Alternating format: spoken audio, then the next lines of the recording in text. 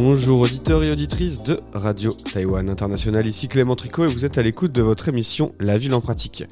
Aujourd'hui nous allons continuer de parler d'architecture taïwanaise. Nous posons une question déjà abordée quelque peu dans l'émission, l'architecture taïwanaise est-elle romantique ? Alors rappelez-vous, nous en parlions dans des émissions notamment d'architecture taïwanaise, toujours sur RTI.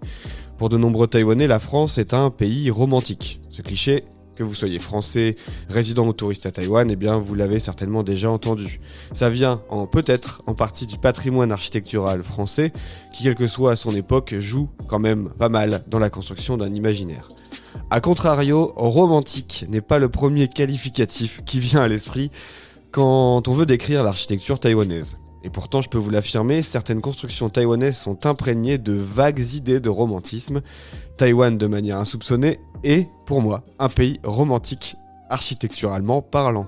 Héritage culturel, délires architecturaux, failles de régulation urbaine ou folie capitaliste, on trouve à Taïwan des bâtiments dont les styles architecturaux sont copiés ou inspirés de styles européens. C'est le sujet d'aujourd'hui. On va essayer dans cette émission de faire une espèce de typologie des romantismes architecturaux à Taïwan. Et vous pouvez vous rendre sur la page de l'émission, il y a un lien vers Urban Taïwan sur lequel j'ai mis une carte qui permettra de localiser justement les bâtiments dont je parle aujourd'hui.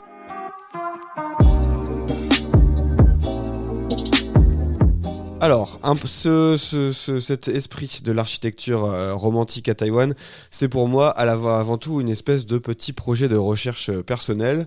Alors cette volonté, je l'avais déjà expliqué, de concrétiser cette recherche mi-artistique, mi-urbaine, avait commencé pour moi un matin de mars 2020. C'était ce jour-là, pour une question de visa, j'étais obligé de me rendre en catastrophe au bureau de l'immigration de Tainan, l'ancienne capitale historique au sud-ouest du pays, et là où j'étais, le plus proche, eh bien, je ne m'attendais pas à tomber sur un bâtiment avec un pastiche rococo dans lequel se trouvaient les bureaux de l'immigration. Alors, l'histoire de ce bâtiment, elle est intéressante. C'était un ancien restaurant qui a été, pour plusieurs raisons, racheté par la puissance publique et qui aujourd'hui accueille les bureaux de l'immigration. Mais c'est assez impressionnant d'arriver avec ces énormes sculptures en façade. Vous avez aussi des choses assez kitsch avec un énorme love qui vous accueille. En tout cas, vous vous sentez bien reçu quand vous êtes un étranger qui vient pour des démarches aussi administratives. Et bien, ce bâtiment, à l'époque, ça m'avait rappelé que j'en avais vu d'autres et que j'avais constaté des copies de style européen ou encore observé des traces d'influence d'architecture européenne à Taïwan. Alors, ça avait piqué ma curiosité d'urbaniste et de journaliste, et je me demandais pourquoi une administration quand même si sérieuse se trouve dans un bâtiment reprenant un style d'architecture européen d'une époque révolue et certainement sans lien historique. Alors, qu'est-ce qui s'est passé dans ma tête au fil du temps ? J'ai commencé à dresser une liste et à répertorier sur une carte les différents bâtiments de style européen et à réfléchir à des espèces de typologies. Et je m'intéresse donc aux raisons sociales, économiques ou encore au contexte urbain, politique ou réglementaire qui ont conduit à l'émergence de cette architecture que j'appelle romantique, cette architecture romantique taïwanaise. Alors, je fais aussi dans ma méthodologie, ce qui est assez amusant, c'est que j'utilise généralement des recherches via des spots des lieux où on peut prendre des magnifiques photos de mariage. Alors c'est pas un objet humoristique, hein, je veux pas me moquer des couples qui vont prendre des photos devant certains bâtiments. Pour moi, c'est plutôt une manière de trouver sur internet des lieux comme ça qui sont considérés comme un peu romantiques. Et généralement, on retrouve cette notion d'architecture inspiré d'Europe. Et donc ça m'amuse beaucoup d'aller chercher des photos de mariage sur internet, de mariage taïwanais ou de couples étrangers. Alors aujourd'hui, je vous propose une espèce de condensé de mes recherches où on peut essayer d'aborder cette question de l'architecture romantique en regroupant les bâtiments en, on va dire, 4 ou 5 groupes. Alors le premier groupe, ce sera plutôt les bâtiments de style européen qui viennent de l'héritage japonais, durant la colonisation japonaise donc. Nous avons aussi à Taïwan des héritages patrimoniaux qui viennent directement de puissances européennes et notamment à l'époque des explorations et de certains conflits dans la région. Nous avons des bâtiments de style européen qui vont plutôt été remis à la sauce taïwanaise, on en parlera un peu plus. On a aussi une vision du capitalisme, en tout cas dans l'expression avec un but clairement de spéculation qui utilise les codes de l'architecture européenne. Et on a aussi des architectures européennes dans un esprit, on va dire, kitsch et délire. Et là, on est un peu dans un romantisme, on va dire, exagéré et clairement dans le cliché. Alors si on veut commencer avec l'architecture européenne version colonisation japonaise, on peut citer plusieurs édifices que vous connaissez certainement, qui sont hérités justement de l'architecture coloniale japonaise. À Taipei, les exemples de bâtiments inspirés de style européen, eh bien, ils sont nombreux. Le palais présidentiel, très symbolique tout de même, la Taipei Guest House, le musée de l'eau potable, le musée national de Taïwan, attention pas celui du palais, je parle bien du musée national et pas du musée national du palais. Voilà, on fait souvent la confusion entre les deux. On peut aussi citer la tour octogonale du lycée Tamkang, le musée de la littérature, le yuan de contrôle, la banque de Taïwan et bien d'autres qui partagent donc cette particularité d'avoir des liens avec des architectes japonais. Alors effectivement, durant la colonisation japonaise, durant l'ère Meiji au Japon, plusieurs vagues d'architectes japonais sont allés étudier l'architecture en Angleterre. Et donc ceux qui sont revenus ont enseigné aux architectes japonais qui ont appris des techniques, notamment anglaises de construction. C'était aussi une époque, donc fin 19e, début 20e, où c'était nouveau d'utiliser par exemple du béton armé, ce genre de choses. Et donc les colons japonais ont pu exprimer et faire des constructions avec ces styles inspirés de styles coloniaux anglais à Taïwan. Et donc c'est effectivement les bâtiments que je vous ai cités. Mais on peut aussi parler d'autres choses qui n'ont pas forcément, qui ne sont pas forcément des grands bâtiments publics avec des fonctions administratives aussi importantes. On peut ajouter des vieilles rues qu'on trouve à travers le pays dans diverses villes, avec une particularité qui est d'avoir souvent ces rues sont composées d'édifices qui ont été construits par des riches marchands japonais pendant la colonisation. Ces bâtiments, généralement de 2 ou 3 niveaux, sont reconnaissables à leur façade, parfois avec des motifs d'art déco ou qui vont de nouveau aller chercher des symboles ou des compositions de façade inspirées de style européen, mais remixées un peu à la sauce asiatique.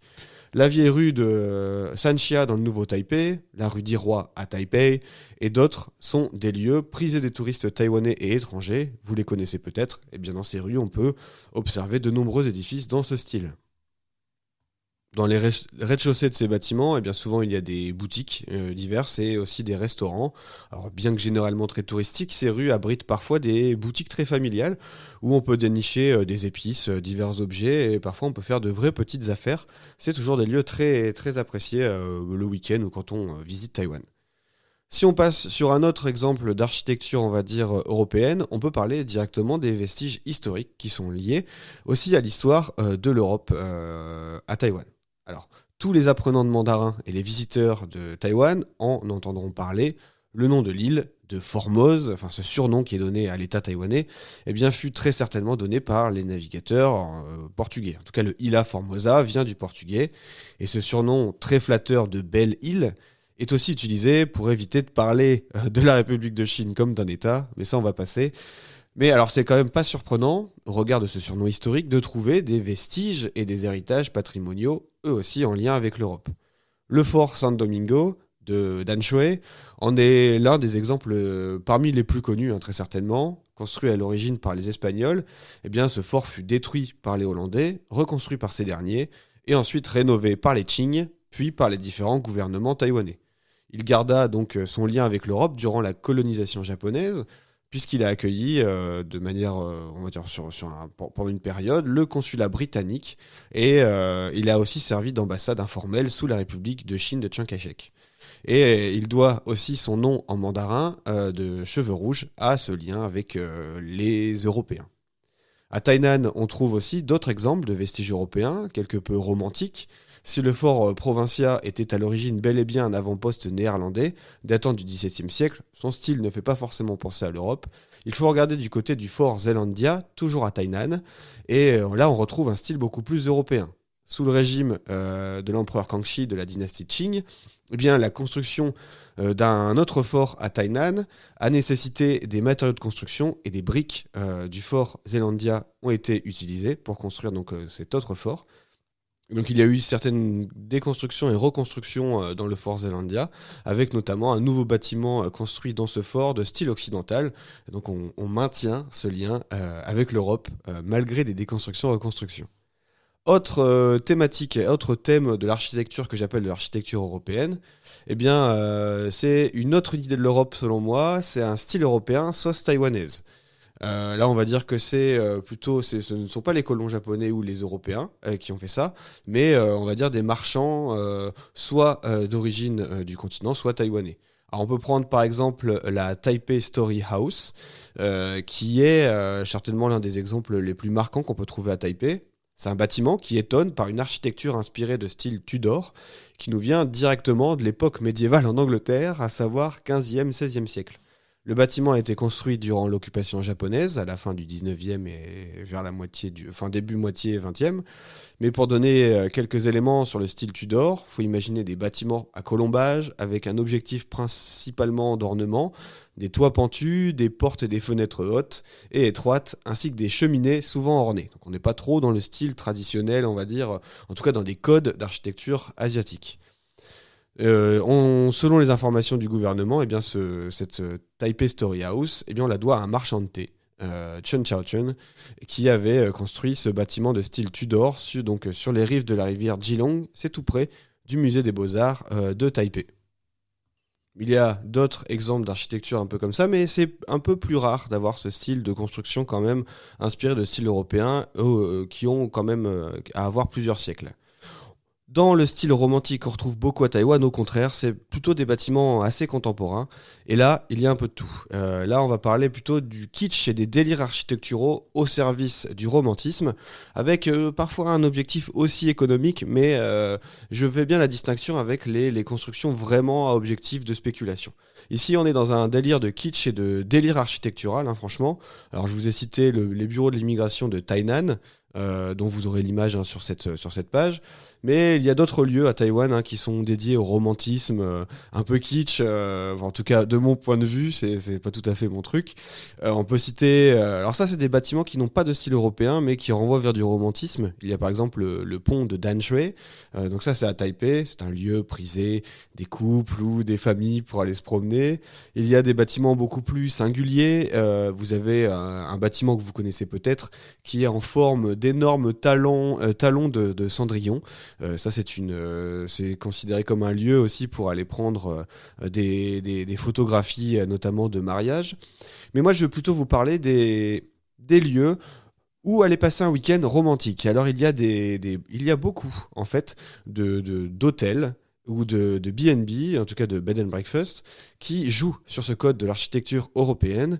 Et c'est très surprenant, et il y en a beaucoup, notamment dans le comté de Ilan et dans le comté de Nantou. Alors si vous voulez aller par exemple donc à Ilan, vous avez des choses incroyables, vous avez des choses qui reprennent de l'architecture qu'on pourrait trouver par exemple à Paris. En Angleterre, vous avez des exemples de bâtiments qui ressemblent à des châteaux forts. Si vous allez dans le comté de Nantou, là vous allez trouver des choses qui reprennent des codes d'architecture italienne. Il y a certains lieux qui s'appellent carrément de manoirs européens. On a un lieu qui renvoie à l'imaginaire construit autour de Florence, la ville de Florence en Italie. Vous avez aussi, je crois, si je ne me trompe pas, il y a un bâtiment qui renvoie aussi à la ville de Vienne en Autriche et plusieurs choses qui reprennent l'Italie, etc. Et ça, ce sont quand même des lieux très singuliers. Et pour moi, l'exemple le plus marquant à Taïwan est très certainement, un hôtel énorme dans le comté de Hualien, à savoir le Grand Cosmos Resort. Là, il reprend aussi une espèce d'architecture européenne le plus simplement possible. On dirait une espèce d'énorme château de sable pour enfants. Je vous mettrai le lien, vous allez voir, les images sont assez spectaculaires de cette construction. À l'intérieur de l'édifice, il y a une nouvelle copie de ce style Tudor dont je vous parlais avec la Taipei Story House. Et là, on est clairement dans le kitsch et l'objectif est d'attirer des touristes en jouant sur ce côté européen, exotisme, changement des habitudes certainement. Et ça renvoie donc à des codes qui doivent plaire à certaines classes assez aisées tout de même, parce que les nuits dans ce genre d'hôtel sont assez élevées et ça coûte assez cher.